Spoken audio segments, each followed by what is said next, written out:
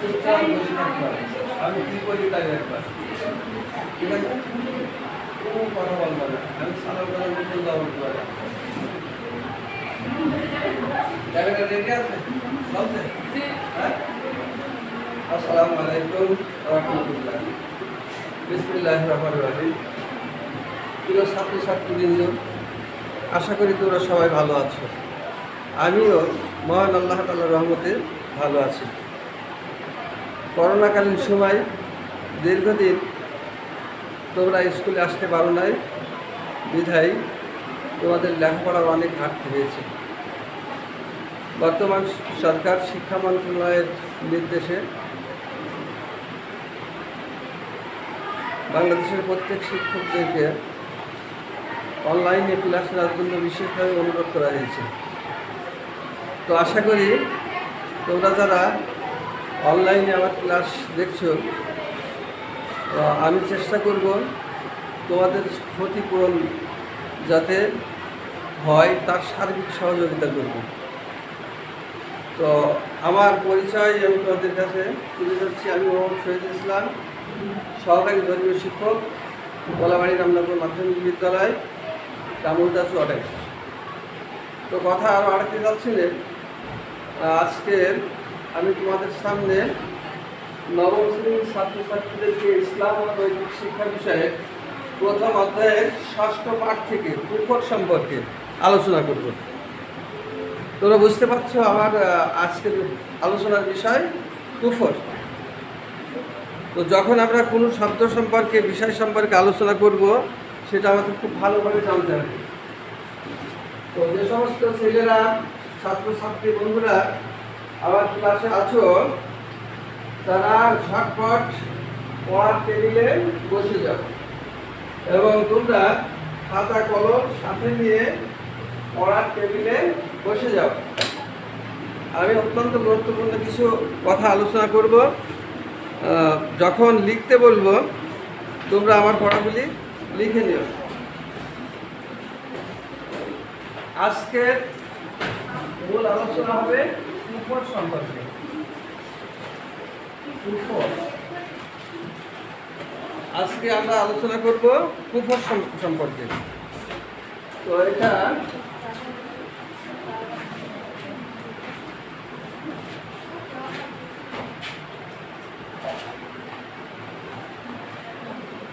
আল হামজালাতুল আল কুফর, আমরা এই শব্দ নিয়ে আলোচনা করব কুফর। তো কুফর শব্দটি সম্পর্কে আমাদের একটু পরিচিতি হতে হবে। কুফর আরবি শব্দ। কি শব্দ বললাম? আরবি শব্দ। কুফর আরবি শব্দ। তো ইংলিশটা এর একটা বাংলা অর্থ আছে। তোমরা যারা অনলাইনে আছো বুঝতে পারছো আমার কথা, যে এর অবশ্যই একটা বাংলা অর্থ আছে। কুফর আরবি শব্দ। কুফর শব্দের অর্থ, কুফর আরবি শব্দ, কুফর আরবি শব্দ, আর আরবি শব্দ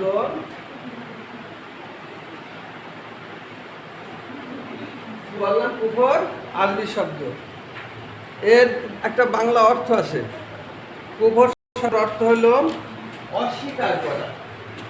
এই কুফর শব্দের অর্থ হলো অস্বীকার করা, অবিশ্বাস করা, অকৃতজ্ঞ হওয়া।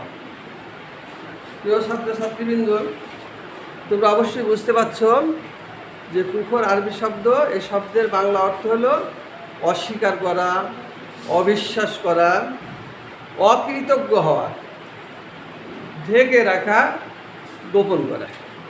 আমরা অনেকগুলি শব্দ পেয়ে গেলাম। যে এক অর্থ অবিশ্বাস করা। কি অবিশ্বাস করা? এটা আমাদের জানতে হবে। কুফর শব্দ তো আরবি শব্দ, অবিশ্বাস করা। কি অবিশ্বাস করা এটা আমাদের জানার দরকার আছে। তো কুফর এর ইসলামী শরীয়তের পরিভাষায়, আমরা ইসলামী শরীয়তের পরিভাষায় কুফর বলতে আল্লাহর অস্তিত্বকে অস্বীকার করা।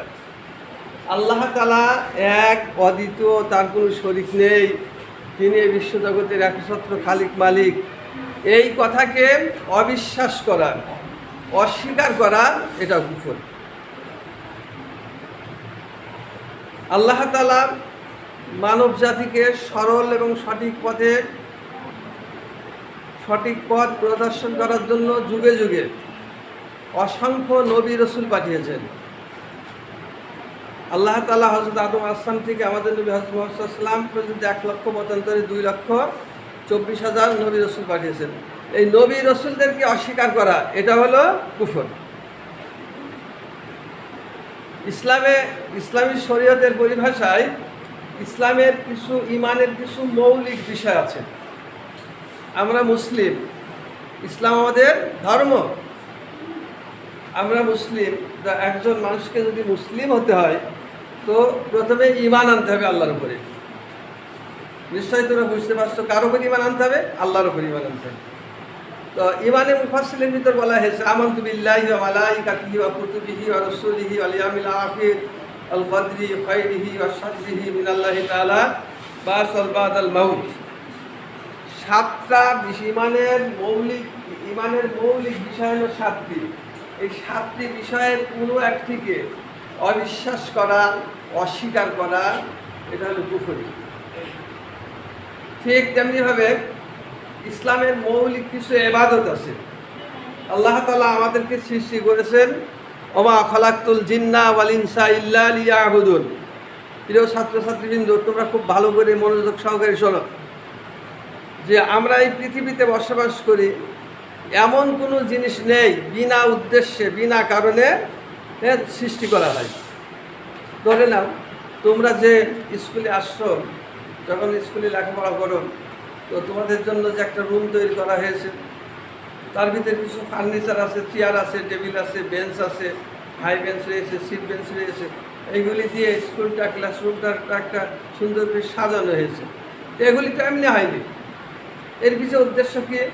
চেয়ার এবং টেবিল যেটা আছে সেটা স্যাররা ওগুলি ব্যবহার করবেন, এবং ছাত্রের সামনে যে বেঞ্চ রয়েছে, হাই বেঞ্চ আছে, ওইগুলোর উপরে তোমরা বই খাতা রাখবে, সিট বেঞ্চের উপর তোমরা বসবে। তাহলে ওই বেঞ্চগুলি বানানো আর চেয়ার টেবিল বানানোর পিছনে একটা উদ্দেশ্য আছে।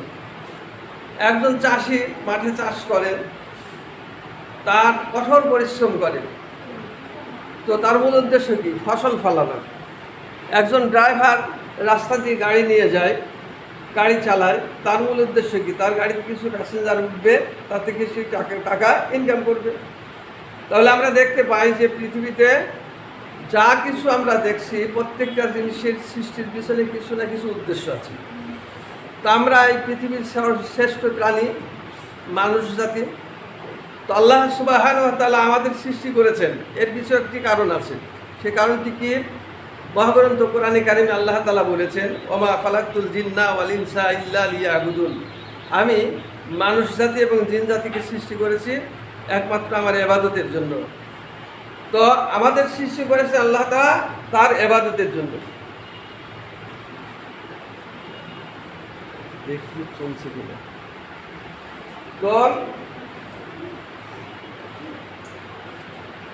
তো আল্লাহ ইসলামের মৌলিক যে বিষয়গুলি আছে, ইসলামের মৌলিক বিষয়কে অস্বীকার করা,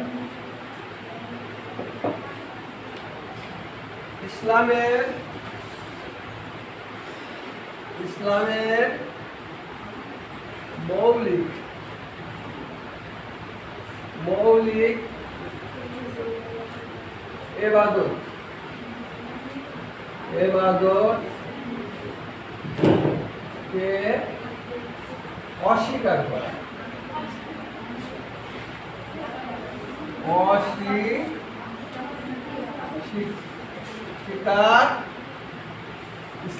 মৌলিক ইবাদত কে অস্বীকার করা, ইসলামের মৌলিক ইবাদতকে অস্বীকার করা।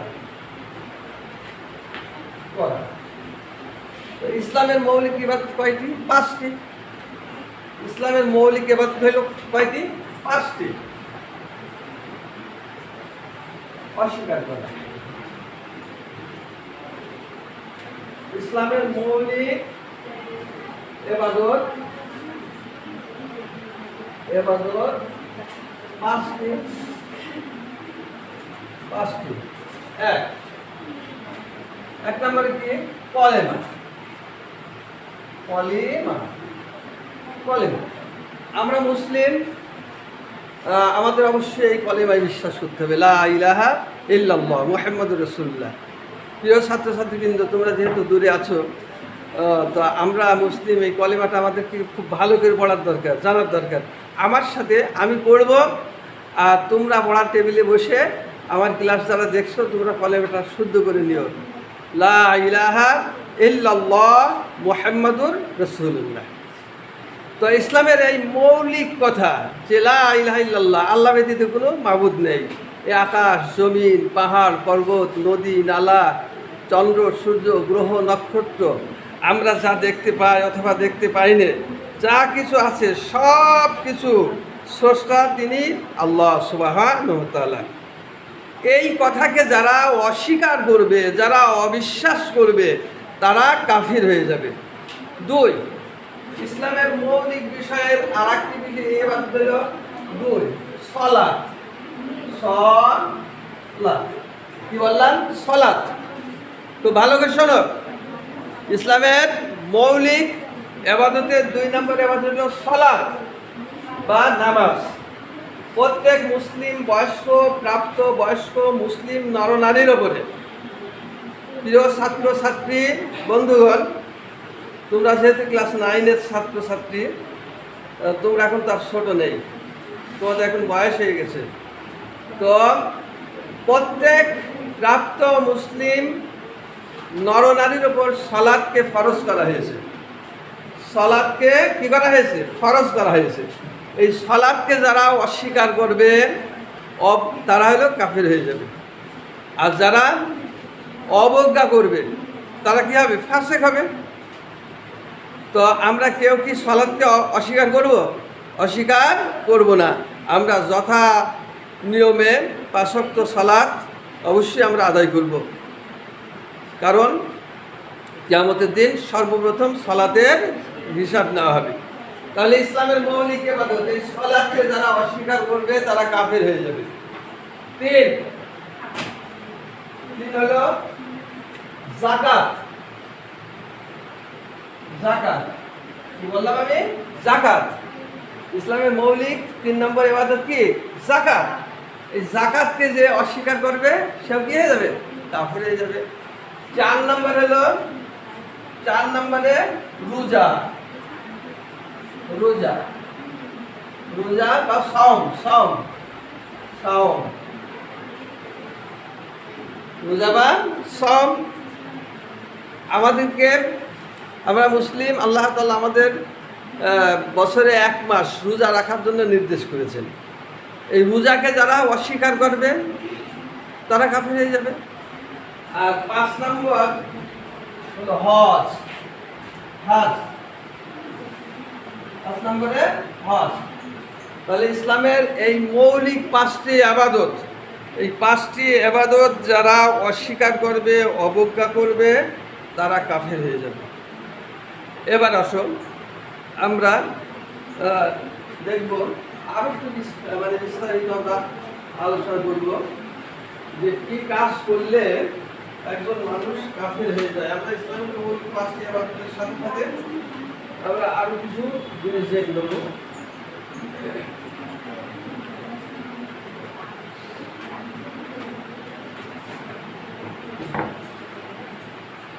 এখন আমরা জানব কাফির।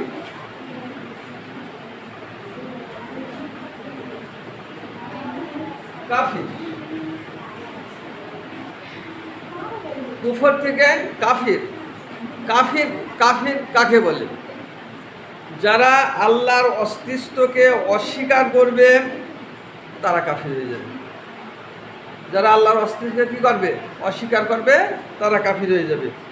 তারপরে যারা ইসলামের মৌলিক 7টি ইবাদত, এই 7টি ইবাদতকে যারা অস্বীকার করবে, তারাও কাফির হয়ে যাবে। ঈমানের 7টি মৌলিক বিষয় আছে, এটাকে যারা অস্বীকার করবে, তারা কাফির হয়ে যাবে। আর কাফেরদের যারা হালালকে হারাম জানবে, ইসলামী শরীয়তে কিছু জিনিস হালাল করা হয়েছে। আমাদের শরীর স্বাস্থ্যকে সুন্দর করার জন্য আল্লাহ কিছু খাদ্য এবং পানীয় হালাল করেছে। এই খাদ্য এবং পানীয়কে যারা হালাল জিনিসকে যারা হারাম জানবে তারা কাফির হয়ে যাবে। আবার যারা হারাম খাবারকে হালাল জানবে তারাও কাফির হয়ে যাবে। হালালকে হারাম মনে করা যাবে না, আবার হারামকে হালাল জেনে যারা ওই কাজগুলি করবে, যেমন মদ খাওয়া, জুয়া খেলা, সুদ ঘুষ, এইসব যারা মদ খাবে, যারা জুয়া খেলা খেলবে, সুদ ঘুষ নেবে, যেটা এটা ইসলামে নিষিদ্ধ ঘোষণা করা হয়েছে, এই কাজগুলি যারা করবে তারা কাফির হয়ে যাবে। এর ইচ্ছাকৃতভাবে যারা কাফেরদের অনুসরণ করবে তারাও কী হবে? কাফির হয়ে যাবে। কাফেরদের পরিণতি এই সম্পর্কে আল্লাহ তাআলা বলেছেন, ইন্নাল্লাযীনা কাফারু বিআয়াতিল্লাহি লাহুম আযাবুন শাদীদ। যারা আল্লাহর আয়াতকে, আল্লাহর নির্দেশকে, অর্থাৎ আল্লাহ এবং আল্লাহ রসুলের নির্দেশকে যারা কী করবে? অমান্য করবে, অস্বীকার করবে, অবজ্ঞা করবে, তারা কাফের হয়ে যাবে। তা আমি সমস্ত ছাত্রছাত্রীদেরকে বিশেষভাবে অনুরোধ করব যে আমরা মুসলিম, ইসলাম আমাদের ধর্ম, আমরা সর্বশেষ নবীর উম্মত। তো আমরা সবসময় যেন আল্লাহ এবং আল্লাহ যে কাজ করলে আল্লাহ আমাদের প্রতি অসন্তুষ্ট হয়, আল্লাহ রসুল অসন্তুষ্ট হয়, এই সমস্ত কাজ যেন আমরা না করি। আর আজকের পাঠ থেকে অনেকগুলি সৃজনশীল প্রশ্ন আছে, এই প্রশ্নগুলি তোমরা একটু লক্ষ্য করো। এক, কুফর কোন শব্দ? কুফর হলো আরবি শব্দ, এই শব্দের অর্থ কী? দুই, এটা জ্ঞানমূলক প্রশ্ন। কুফর শব্দের এই কুফর আরবি শব্দ, কুফর অর্থ হলো অস্বীকার করা, অবজ্ঞা করা, অকৃতজ্ঞ হওয়া। জ্ঞানমূলক প্রশ্ন আসছে আর অনুধাবনে আসছে যে ইসলামী শরীয়তের পরিভাষায় কুফর বলতে কী বোঝে? ইসলামী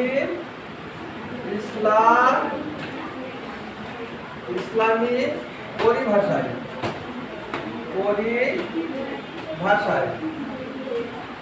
কুফর বলতে কি বোঝে? কুফর বলতে কি বোঝো? একটা প্রশ্ন, এইটা কিন্তু অনুধাবনের প্রশ্ন। সৃজনশীল প্রশ্নে জ্ঞানমূলক আছে, অনুধাবন আছে না? হ্যাঁ, দক্ষতা, উচ্চতর দক্ষতা যে আছে। তো এর ভিতরে এটা হলো অনুধাবনের প্রশ্ন যে ইসলামী পরিভাষায় কুফর বলতে কী বোঝো? তাহলে আমরা এর জবাব পাবো, ইসলামের মৌলিক ইবাদতকে অস্বীকার করাকে কুফর বলা হয়। তারপরে আর একটা প্রশ্ন আসতে পারে, কুফরের পরিণতি কী? কুফরের পরিণতি কী?